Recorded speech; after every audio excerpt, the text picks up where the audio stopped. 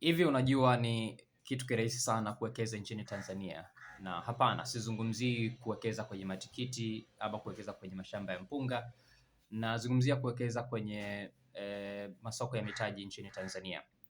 Mimi ni Innocent, karibu sana lakini pia mimi ni certified financial educator. Kwa hiyo uko mahala sahihi kwa ajili ya kupata elimu. Karibu sana. Tunapozungumza kuhusu uwekezaji kwenye masoko ya mitaji, tunamaanisha uwekezaji katika maeneo makubwa matatu. Eneo la kwanza ni uwekezaji katika hisa, eneo la pili ni uwekezaji katika hati fungani, eneo la tatu ni uwekezaji katika vipande ama units. Nitaanza kuzungumza kuhusu hisa na kutoa taarifa mbalimbali kuhusu hisa. Tunapozungumza kuhusu hisa maana yake ni nini? Hisa ni kipande kidogo kabisa cha mtaji. Unapowekeza kwenye hisa maana yake wewe unataka kuwa mmiliki wa kampuni husika. Sasa unaponunua hisa unatarajia kupata faida gani? Kuna faida gani ya kuwekeza kwenye hisa? Kuna faida kubwa mbili. Faida ya kwanza ni gawio. Kampuni inapofanya biashara ikapata faida, bodi ya wakurugenzi huwa inatangaza gawio. Ikitangaza gawio maana yake wewe kama mmiliki wa hisa ya kampuni husika unapata ile gawio. Faida ya pili ni ongezeko la mtaji, ongezeko la thamani ya mtaji, kwa maana kwamba unaponunua hisa katika bei fulani, let's say umenunua kwa shilingi 100, thamani ya hisa inaweza ikaongezeka mpaka shilingi 150, 200, 300, 500 na kadhalika. Ikitokea hivyo maana yake wewe unapata tofauti ya bei unaweza kwenda kuuza leo na bei uliyonunulia, maana yake ile the difference ndiyo faida, wanaita capital gain ama ongezeko la thamani ya mtaji. Kama kwa mfano ulinunua hisa ya CRDB mwaka 2015 wakati hisa inauzwa shilingi 400 na leo inauzwa shilingi 2900, maana yake ni kwamba unaweza kuona ni kwa namna gani kwa miaka hiyo 10 iliyopita unaweza kuwa umepata faida kiasi gani. Sehemu ya pili ya uwekezaji ni kwenye hati fungani. Na hati fungani kwa kifupi ni mkopo. Unapoenda kununua hati fungani, tafsiri yake ni kwamba unamkopesha yule mtu ambaye aliitoa ile hati fungani. Hati fungani kubwa mbili zinauzwa katika soko la Tanzania, ambazo ni hati fungani za serikali na hati fungani za makampuni binafsi. Nizungumzie zaidi kuhusu hati fungani za serikali. Hati fungani za serikali zinatolewa na serikali kupitia Benki Kuu kwa ajili ya serikali kukopa kwa ajili ya kuendesha mambo yake, lakini pia kwa ajili ya kuregulate ama kupunguza ama kuongeza kiwango cha fedha zilizoko kwenye mzunguko. Hii inaitwa open market operation, kwa maana kwamba ni namna ambavyo serikali kupitia Benki Kuu inavyo regulate kiwango cha pesa kilichoko sokoni. Unaponunua hati fungani, tarajia faida kubwa mbili. Faida ya kwanza ni kupata interest ama riba. Unapoikopesha serikali maana yake ni kwamba inapaswa kulipa riba, na kwa taratibu za hati fungani za serikali ni kwamba wanalipa riba mara 2 kwa mwaka. Wanaita ni biannual coupon payments. Kwa hiyo kama ukinunua kwa mfano ukiwekeza mwezi March, riba ya kwanza unapata mwezi wa 9, alafu riba inayofuata unapata mwezi wa 3 mwaka unaofuata. Faida ya pili ya kuwekeza kwenye hati fungani kama ilivyo hisa zinaweza zikaongezeka thamani. Tuko pamoja? Inaweza zikaongezeka thamani.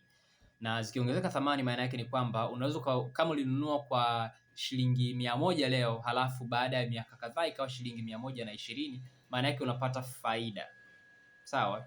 Kwa hiyo nitakuja wakati mwingine kwa ajili ya kuelezea ni vitu gani vinasababisha thamani ya hati fungani kupanda ama kushuka. Vivyo hivyo nitakuja kueleza ni vitu gani vinasababisha thamani ya hisa kupanda ama kushuka. Hilo sio kwa ajili ya leo. Sehemu nyingine ya kuwekeza ni kwenye vipande ama units. Hii inaitwa ni mifuko ya uwekezaji wa pamoja, collective investment schemes. Sasa namna inavyofanya kazi hivi ni kwamba wewe unachukua pesa zako unampatia mtaalamu ambaye amekuwa vetted ama amerasimishwa kwa ajili ya kufanya uwekezaji. kwa sababu wewe hutaki kufanya uwekezaji wewe mwenyewe, kwa sababu huelewi soko, huelewi taarifa namna ya kuzichanganua, lakini unamwamini yule fund manager ama mwendeshaji wa mfuko, kwa sababu yeye anaelewa masuala haya professionally, kwa anakusaidia kwa ajili ya kuwekeza kwenye hati fungani, kwenye hisa, kwenye mambo mengine. Tuko pamoja? Kwa hiyo uko unapowekeza kwenye units ama vipande, maana yake ni kwamba unakuwa mmiliki wa hisa ama hati fungani indirectly, na sio directly. Kuna makampuni mengi yametoa funds ama hizi vipande ya units.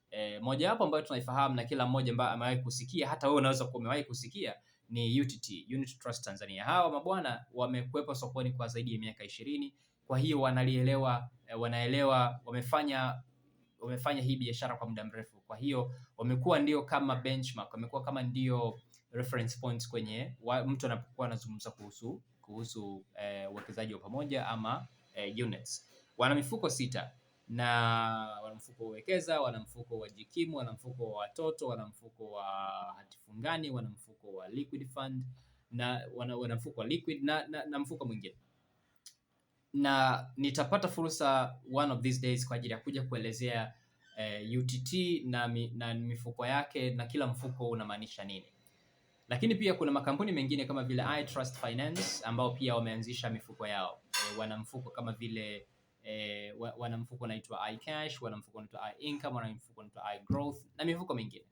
Lakini juzi tu kuna kampuni inaitwa Tanzania Securities Limited, nayo pia imeanzisha mifuko yake na unaweza ukaamua kuparticipate leo. Sasa kwa nini nieleza kwamba kuwekeza kwenye masoko ya mitaji ni kitu rahisi? Ni kwa sababu hauhitaji fedha nyingi kama ambavyo ungehitaji kuwekeza kwenye ardhi ama majengo ama hivyo. Unahitaji kiwango kidogo sana cha mtaji kwa ajili ya kuparticipate kwenye masoko ya mitaji.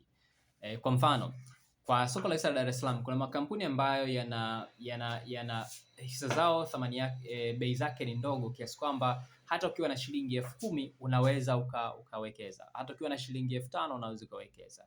Ukiwa na shilingi 20,000, 30,000, 100,000 na hivyo. Kwa hiyo hauhitaji fedha nyingi sana kwa ajili ya kufanya uwekezaji. Na hicho ndicho ambacho nitaka kueleza kwamba hauhitaji kuwa na mamilioni kwa ajili ya kuwa mwekezaji leo. Unahitaji kiasi kidogo sana cha fedha kwa ajili ya kuwa mwekezaji leo. Na siku nyingine nitakuja kueleza faida za uwekezaji kwa kuanza kidogo kidogo kwenda mbele. Kwa hiyo, lakini pia jambo la pili nieleze kwamba uwekezaji umekuwa ni rahisi sana kwa sababu siku hizi hauhitaji kwenda kokote kwa ajili ya kufanya uwekezaji. Hivi leo kupitia application ya Dar es Salaam Stock Exchange kwa mfano, unaweza, ambayo inaitwa DSE Kiganjani, unaweza ukaamua ukaanza kuwekeza leo. Na maanisha leo. Kwa maana kama unaweza ukafungua CDS account ama account inayo hold hizo hisa ama hatifungani kama unataka, na ukaanza kuwekeza leo. Of course inaweza kuchukua siku 2-3, lakini nachotaka kusema ni kwamba siku hizi hakuna kufungwa tena na umbali ama nini kwa ajili ya kufanya uwekezaji. Kwa hiyo changamkia fursa, tazama fursa zilizopo, halafu uanze kuwekeza leo. Na siku nyingine pia nitakuja kwa ajili ya kuelezea soko la hisa la Dar es Salaam kwa undani wake, uweze kulielewa na uweze kuchukua fursa kuanzia sasa. Kwa hiyo kama utakuwa na maswali, tafadhali usisite kututafuta na kutuuliza, utuandikie kwenye YouTube channel yetu. Tutapata nafasi ya kusoma ujumbe wako na tutakujibu kwa kadri utakavyohitaji. Hadi wakati mwingine, bye bye.